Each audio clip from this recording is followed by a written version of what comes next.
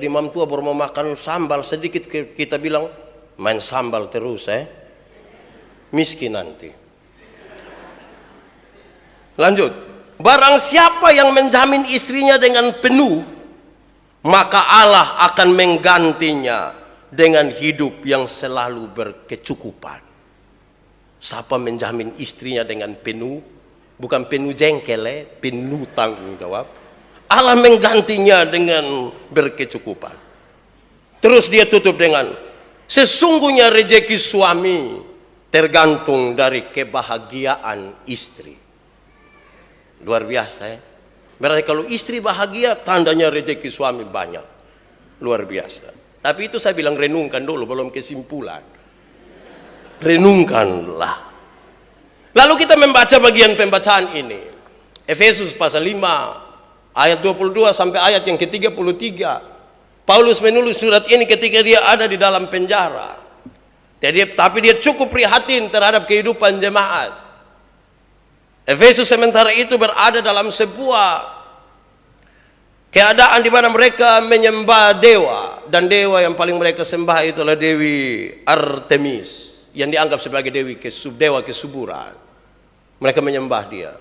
Dan tunduknya mereka kepada kaisar yang begitu luar biasa, bahkan hampir dianggap sebagai Tuhan. Walaupun di dalam penjara, Paulus merasa penting untuk menyampaikan ini kepada mereka, supaya mereka sadar sesuatu, bahwa dalam hubungan antara umat dengan Tuhan Allah, jemaat dengan Allah, harus seperti hubungan seorang suami dan istri, di mana suami telah memberikan dirinya untuk menebus istrinya. Ini dalam cerita tentang Yesus. Sehingga jemaat harus hidup seperti itu tanpa harus memakai dewa-dewi lain sebagai pengganti suaminya. Saya sedikit hati-hati menyampaikan ini oleh karena budaya Alkitab dalam tulisan ini lebih condong kepada budaya patriarki, laki-laki, sehingga hampir-hampir perempuan dianggap adalah manusia ciptaan kedua dan tingkatnya sedikit di bawah laki-laki. Tidak dengan maksud itu. Hampir semua budaya di dunia juga ada dalam budaya itu. Fam harus ikut fam suami. Jadi dulu ibu Raja Kana menikah dengan saya, hapus yang raja, ikut menobe dulu, baru di belakang taruh begitu. Laki-laki. Tidak banyak suku-suku yang matrilinear. Di Indonesia suku Minang, tapi tidak punya pengaruh besar terhadap siapa kepala. Lebih kepada ikut marga istri dan suami dianggap sebagai pendatang. Karena itu dalam perspektif ini, saya mau ajak kita untuk merenungkan kenapa suami disebut sebagai kepala dan menjadi imam di dalam rumah. Mari kita lihat beberapa hal ideal, baru kita masuk ke dalam beberapa contoh praktis untuk kita memahami apa yang harus dilakukan istri terhadap suami dan tanggung jawab suami kepada istri. Kita mulai dari suami. Saya coba periksa arti suami, dan kamus memberi penjelasan bahwa suami itu, dengar, suami itu adalah seorang pelaku bukan penonton. Dia adalah seorang pelaku pernikahan yang berjenis kelamin pria, bukan wanita, pria, yang berjanji, berikrar untuk memperistri seorang wanita. Jadi dia seorang pelaku perkawinan, pria, laki-laki, bukan laki-laki hidung belang, yang berjanji untuk menikahi seorang wanita, bukan seorang laki-laki, seorang pria. Pernikahan itu dilakukan dalam sebuah upacara sebelum statusnya resmi sebagai istri dan suami. Jadi dalam sebuah upacara. Jangan tiba-tiba bilang, lu tahu kok tidak, saya ini dia pus laki. Tidak bisa begitu. Ada upacara menuju ke situ.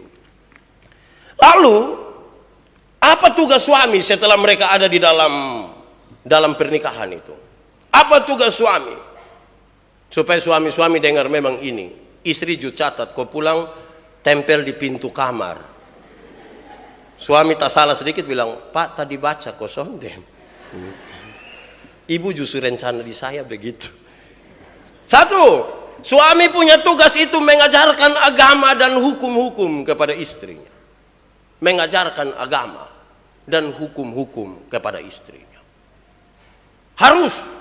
Dia punya soal adalah kalau suami tidak tahu agama. Dia tanya, bilang, itu hari saya agama apa Nah, itu yang jadi masalah. Dia mau ajar agama apa, akhirnya dia ajar semua agama. Jadi masalah. Suami bertanggung jawab mengajarkan agama dan aturan-aturan hukum. Terutama hukum-hukum agama kepada istrinya. Kedua, suami bertugas untuk menemukan kelebihan istri. Saya ingin pakai bahasa-bahasa positif. Suami berkewajiban untuk menemukan kelebihan seorang istri. Coba lihat dia baik-baik, renungkan berapa lama kita membangun hubungan, dia punya kelebihan apa. Jangan pusatkan perhatian pada kelebihan berat badan. Harus sedikit taruhlah perhatian pada kelebihan lain. Saya punya istri ini apa kelebihannya, begitu Mak, lu kayak lebih cerewet dari beta. Bukan itu juga. Periksa kelebihan. Karena kelebihan-kelebihan itu yang akan membuat kita terikat satu dengan yang lain. Karena akan sulit ditemukan di tempat lain, di orang lain, dan seterusnya. Pastikan dia punya kelebihan.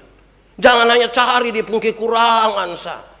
Bilang dia dasar orang udik, pedalaman, tidak tahu diri. Temukanlah dia punya kelebihan. Ketiga, suami bertugas untuk mengasihi istri. Mengasihi. Bukan memukul, mencela, atau menghina. Jadi suami pun tugas mengasihi. Sayang, kurang sambal kok. Mau tambah sama. Bukan pukul. Kita tidak pernah menikah dengan istri yang namanya Chris John. Tidak pernah. Tidak pernah. Kita menikah dengan seorang istri, seorang perempuan yang butuh dikasihi, bukan butuh dipukul. Angkat tangan suami-suami yang biasa pukul istri. Tidak ada di sini Bagus. Tuhan memberkati saudara-saudara. Atau ibu-ibu yang biasa kena pukul, angkat tangan. Jangan berani angkat tangan pulang kena pukul. Itu bahaya Jadi mengasihi. Jangan KDRT. 80% kasus yang ditangani oleh Polda NTT itu adalah kekerasan dalam rumah tangga. Istri pukul suami, suami pukul istri, orang tua pukul anak, anak lawan orang tua. Jadi itu hari dong bilang, belum kenal maka tak sayang. Saya bilang apa? Jadi kenal pasti sayang. Belum tentu. Belum tentu. Karena suami yang pukul istri itu dia kenal dia punya istri, bukan dia tidak kenal. Bukan mencela. Bukan mencela. Andi tadi saya bilang, jangan kawin orang rote. Bukan mencela. Gitu Saya bilang kawin sesama Timor, lu tidak mau. Jadi bukan mencela. Bukan menghina. Andia kamu dari keluarga miskin, untung lu kawin ame betan, lu hidup agak sedikit baik. Untuk. Jadi bukan menghina Seperti apapun kita pun posisi, jangan menghina. Karena dia istri. Lanjut. Suami punya tugas adalah menafkahi dengan tulus. Memberi makan. Memberi perhatian. Berikan dengan tulus. Jangan sampai pulang bilang, ini yang lu pesan nih, ame ke lu puas. Sebentar beli lu muka asam lah Tidak begitu Tulus. Tulus dikasih bikin kejutan. Suruh mama keluar terus taruh babah di dalam kamar bersengaja bikin tidak tahu.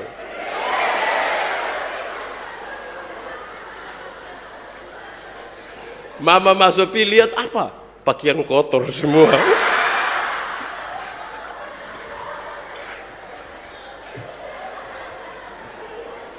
Menafkahi dengan tulus. Jadi suami-suami tolong nafkahi istri.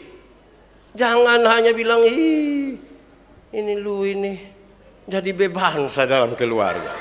Tidak bisa nafkahi istri. Lanjut. Suami punya tugas adalah bersikap lembut terhadap istri. Lembut. Tidak kasar. Tidak keras. Beda dengan pukul ini. Jangan panggil istri, woi! Istri makin tua bisa jantungan. Tanpa sadar saudara membunuh dia. Panggil dengan lembut. Ma. Terus mak kurang dengan ma. Lebih. Tapi mulai dengan lembut. Kelembutan itu penting. Itu buah-buah roh yang diajarkan. Kelemah, lembutan. Tapi kami suami-suami di bagian timur Indonesia ini tidak sampai kelemah lembutan. Kami hanya sampai di lemah saja. Ketika lemah baru kami tahu kelembutan. Artinya ketika sudah sakit dan sudah tidak bisa baru dia bisa panggil bilang, "Ma, tolong." Kalau dia ada kuat-kuat itu dia kasar sekali. Siapa pula laki yang begitu biasa? Bertobat sudah ini hari lagi sedikit ini. Berikut, membantu istri dalam segala urusan. Tugas suami, membantu istri dalam segala urusan. Sama seperti Yesus Kristus yang turut bekerja dalam segala sesuatu. Suami membantu istri dalam segala urusan. Mam tua ada masak di belakang kita pi badiri. Pak bikin apa? Badiri sah. Tapi bantu dia. Pergi. Memelihara kerahasiaan diri dan istrinya. Suami punya tugas adalah memelihara kerahasiaan diri dan istrinya. Jampi cerita, in papa don juga kadang-kadang gosip. Sekumpul 2-3 orang dia bilang, lu tahu kosong deh. Kalau mulai begitu tuh bahaya. Rahasia keluarga, apalagi hal-hal yang privasi tidak boleh dikasih tahu di semua orang. Kalau tidak kita pu istri lewat orang bilang,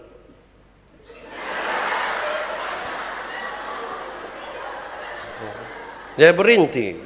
Menjaga, itu suami pun tugas. Berikut, ini dia pun poin ada 20 kok. Suami punya tugas adalah setia. Bila perlu tiap hari menyanyi setia, setialah. Setia sampai mati, setia. Tahu arti kata setia? Apa itu? Bukan di setiap tikungan ada setia. Setia sampai mati. Yang berikut, saya cepat-cepat karena ini ada 2 halaman. Berikut, suami punya tugas adalah berlaku adil. Berlaku adil. Seimbang. Beli rokok 1 bungkus, jangan isap sendiri. Bilang, mama ini penyakit ya, kita 2 bagi 2. Lu setengah, saya setengah. Adil. Kita bagi 2 secara baik. Sama situ hari Pak bilang, kalau istri minta beli lipstik, beli. Mama ini yang harga 249.000 ini. Pakai, jangan sampai mama bilang, papa beli lipstik. Jangan, lu makan sirip pinang saya. Cukup. Jangan. Berlaku adil. Yang terakhir, tugas suami adalah menjaga tubuh istri, kemolekan, kecantikan, keindahan untuk dirinya sendiri dan bukan untuk orang lain. Artinya begini, dia mau pakai pakaian apa juga datang menghadap kita, mak ganti. Nanti kalau kita 2 sendiri baru pakai itu, ganti. Sarpet dulu mau pakai di jalan, ganti. Ada hal-hal yang hanya khusus istri dan suami. Dan suami punya tugas itu. Bahaya besar kalau suami melepaskan istrinya sesuka hati pakai pakaian. Tidak bisa. Karena nanti tidak menjadi konsumsi dirinya. Kita pindah ke imam dulu. Suami tadi sudah. Imam. Menurut kamus, imam adalah orang yang diberikan wewenang untuk menyelenggarakan sebuah upacara keagamaan. Imam adalah orang yang diberikan wewenang untuk menyelenggarakan upacara keagamaan. Saya coba periksa-periksa dan kemudian saya coba untuk kutip pertama Petrus pasal 2 ayat 9. Tetapi kamu adalah bangsa yang terpilih, umat yang rajani, bangsa yang kudus, umat kepunyaan Allah sendiri, supaya kamu, ini tugasnya, supaya kamu para imam memberitakan perbuatan-perbuatan besar dari Dia yang telah memanggil kamu keluar dari kegelapan kepada terangnya yang ajaib. Ini tugas yang paling sulit dilakukan oleh seorang suami, yaitu mengadakan upacara-upacara keagamaan di dalam rumahnya, yang terus akan memberitakan perbuatan-perbuatan Tuhan yang ajaib, yang membawa dia keluar dari kegelapan ke dalam kehidupan terang yang dari Allah. Cek, ada berdoa atau tidak? Tidur berdoa atau tidak? Baca Alkitab atau tidak? Dan suami sebagai imam melakukan itu. Membawa suami lain, istri, anak-anak untuk melakukan upacara itu. Saya pakai kata upacara, ini tidak berarti ada yang pemimpin upacara, komandan pasukan, siap, gerak. Tidak begitu. Tapi menuntun mereka untuk ada di dalam tanggung jawab itu. Karena itu suami-suami harus tahu berdoa. Suami-suami harus tahu 10 hukum di mana. Jangan sampai bilang, 10 hukum di mana lah Adi? Terus dia pun anak kasta bilang, Bapak masuk tidak tahu? Bukan, Bapak lupa. Bapak kan sibuk dengan bisnis, atau sibuk. Bapak yang tahu. Terakhir, kepala keluarga. Menurut kamus, kepala keluarga adalah orang yang bertanggung jawab terhadap satu keluarga. Yang bertanggung jawab. Biasanya dia seorang bapak. Karena itu bapak-bapak sebagai kepala keluarga punya tugas adalah memimpin rumah tangga. Dia yang pimpin. Nanti sebentar mau saya kasih tahu, karena itu dia yang pimpin, maka istri tolong. Tapi pertama dia harus sadar bahwa dia yang memimpin. Rumah tangga ini baik atau tidak tergantung dia. Ikan biasa busuk dari mana? Ikan busuk dari mana? Kepala. Tapi kalau kepala taruh di freezer, di ekor yang di luar, rusak di ekor juga. Tapi kepala bertanggung jawab memimpin rumah tangga. Yang kedua, kepala bertanggung jawab atas seluruh anggota keluarga. Pulang tanya, Mama, laki kecil yang nomor berapa tuh di mana? Cek. Jangan sampai bapak bilang, kok itu mam tua juga tidak urus itu anak. Cek, yang laki-laki itu dia su tidur, su makan, mandi, kok tidak? Cek. Dia yang sapa, bikin apa, di mana? Cek. Karena itu tanggung jawab. Dan yang berikut, tugas kepala keluarga adalah demokratis, menjalankan pemerintahan secara demokratis. Panggil dong, omong baik. Saudara-saudara yang dikasihi dalam Yesus, mari kita ambil keputusan tentang ini. Bapak rencana jual rumah dan jual kamu semua. Kira-kira kamu punya pikiran bagaimana? Jadi kita tukar pikiran. Demokratis, jangan bikin apa-apa tidak kasih tahu istri. Istri hanya patung sah. Dia kasih tahu, kita berdiskusi, kasih tahu, omong. Dia ada di mana-mana juga omong. Ma, segera pulang. Ada masalah penting. Pulang. Masalah apa Bapak? Pokoknya lu pulang. Terus dia sampai tanya, Bapak apa yang perlu kita selesaikan? Kasih tahu, mak, saya lagi pikir, apa ini malam kita makan super mie atau apa? Yang penting jangan tagal bapak mau apa, semua harus itu, tidak boleh. Kepala keluarga demokrasi. Dan yang terakhir, karena itu maka kepala keluarga bertugas untuk tidak berbuat sekehendak hatinya. Tidak bisa hanya ikut dia pun mau. Dia mengambil keputusan untuk menjadi bagian dari seorang perempuan, karena itu dia tidak berkuasa untuk melakukan segala sesuatu menurut apa yang dia mau, karena dia menjadi satu daging menurut pembacaan tadi dengan istrinya. Satu tubuh. Saya ingin mengantar kita kepada beberapa hal ini yang harus diperhatikan oleh seorang istri. Ini hal-hal yang praktis.